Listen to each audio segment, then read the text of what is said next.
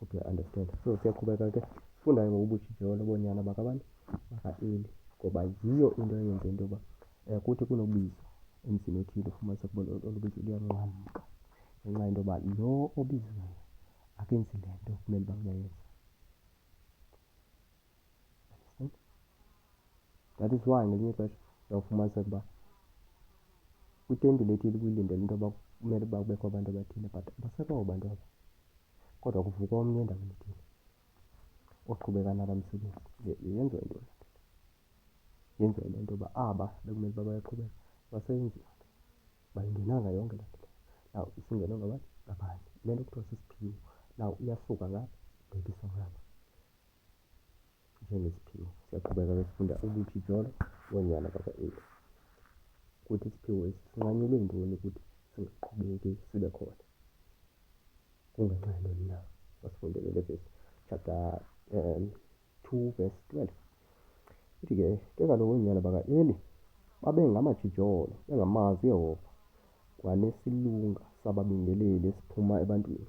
Akubona ukuba umntu bingelela ukwaza kwayeza umfana wakwambingeleli, xa iphekiweyo inyama nefolokhwe amazinyo ongathatha esandleni sakhe, wohlaba nokuba kuselukhambeni, nokuba kuseketileni, nokuba kukungxawu, nokuba kusemzimbeni. Lisithi yonke into ephume nefolokhwe azithabathele ingeleli kwangayo. Enjenjalo kumaSirayeli onke besiza eShilo apho. Kananjalo kungekaqhunyiselwa ngamanqatha ebesithi umfana wakwambingeleli eze kumntu obingelela athi ethe inyama yoselwe umbingeleli, kuba akayi kwamkela nyama iphekiweyo kuwo, mayibe yikrwada. Athi umntu lowo akuthi kuye, uya kuxhunyiselwa inene ngamanqatha kwangoko, wandule ke uzithabathele njengoko umphefumlo wakho unqwenela ngako. Athi yena, hayi, ndinike ngoku, ukuba akundiniki ndiyithabatha ngamandla. Saba sikhulu kunene isono samadodana phambi kuYehova, ngokuba abantu bawudela umnikelo kaYehova.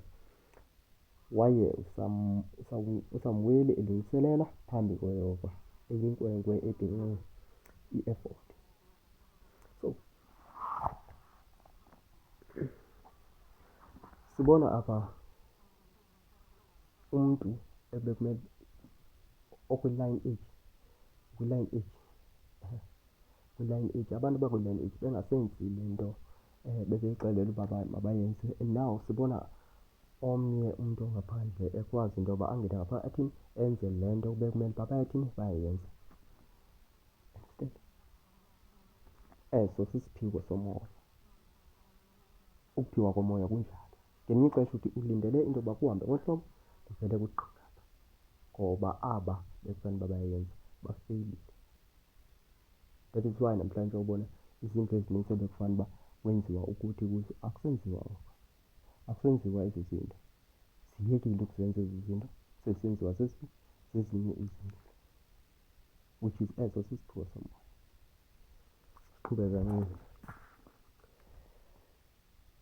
19 uthi, unina ubemenzela ingubo yokwaleka anyuke nayo ayise kuye iminyaka ngeminyaka ekunyukeni kwakhe nendoda yakhe kuza kubingelela umbingelelo wonyaka. Eli wamsikelela Elikana nomkakhe wathi, uYehova makakunike imbewu ngalo mfazi esikhundleni soceliweyo.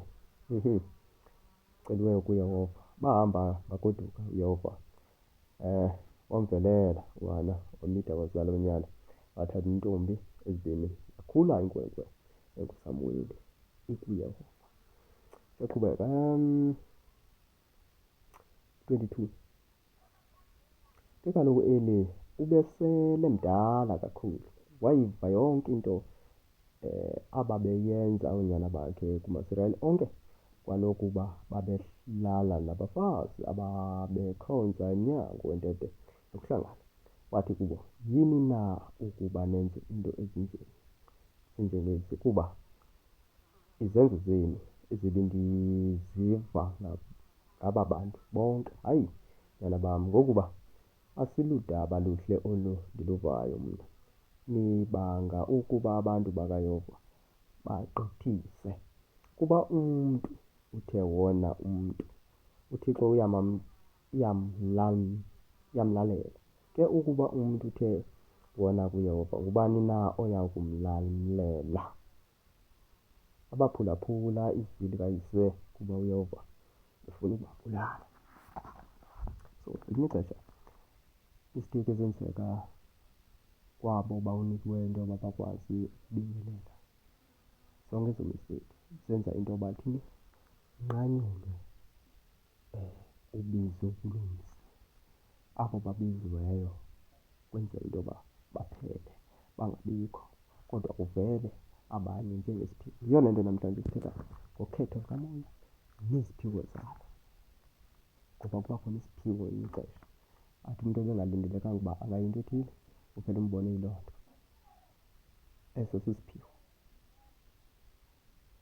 Ndicinga uba siphendulekile phaa kulo ukhetho lukamoya neziphiwo zalo. That uba ukhethiwe uba yenza umsebenzi othile wendlu kaThixo, uba unikiwe into ube ngumprofethi, uprofethi endlini kaThixo, but you are not doing that anymore, or maybe abantwana bakho abasayenzi le nto, then uyakwazi uThixo ukuyithatha athini, ayisuse endlini yakho, athini, athathe umntu ebengalindelekanga into yoba asebenze ngale ndlela, yena ayenze loo nto.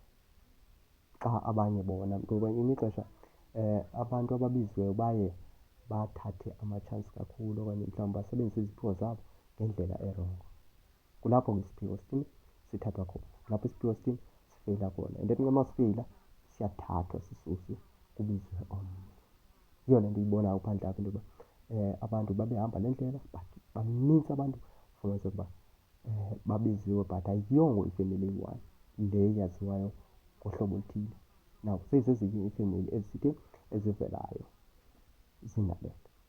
Ngelinye ixesha uyawubona into yoba kuvulwe iinkonzo apho, but after 2 to 3 years or maybe after 6 months then ubone sekuvulwa enye kwelaa cala. Kwenziwa yintoni?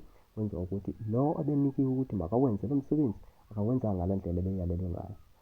Wenze ngendlela yakhe eyenze into yoba uThixo athini, ayithathe laa nto ebeyibekile, and then kuvele ntoni? Isiphiwo kwenye indawo. This is what is happening. Le inatsika imfitshane kodwa ke noko sesibheka ekuyivaleni. Siyabulela kakhulu kodwa ke uba ufuna ndiqhubeke, ya ndicinga uba siyoyivala. Nkosini kakhulu. And then masidibane phaa kwixesha elizayo xa sizawube sisenza